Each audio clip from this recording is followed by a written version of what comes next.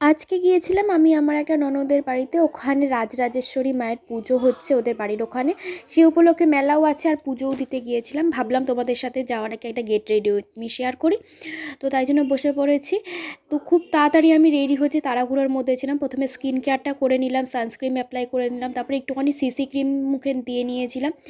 আর তারপরে লাইনার, কাজল, ব্লাশ দিয়ে আমি একদম লিপস্টিকটা, এই লিপস্টিকের শেডটা আমার এত ভালো লাগে, আমি সব জায়গায় তো এখন এই লিপস্টিকটাই অ্যাপ্লাই করছি, মানে দিচ্ছি।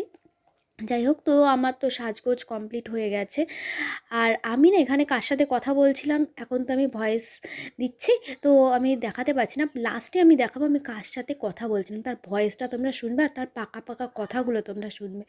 ও আমার একটা ননদের মেয়ে হয়, তো তার সাথে আমি দরজার বাইরে থেকে কথা বলছিলাম। তো আমি এখন চলো ড্রেসটা পরে আসি, আমার তো মেকআপ ডান।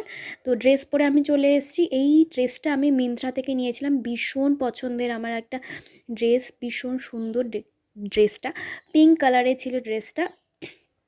এত সুন্দর ফ্লেয়ারি ছিল না ড্রেসটা, কি বলবো। তো তারপরে আমি জুয়েলারি পরে নিয়েছি অ্যান্ড চুড়ি ঠুড়ি পরে হেয়ার স্টাইল করে আমি রেডি হয়ে গেছি।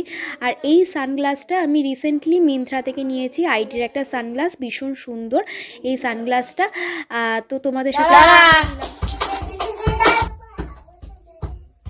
কি কি ই বাবা, কিসব কিসব গান, দরজা খুলে দেখ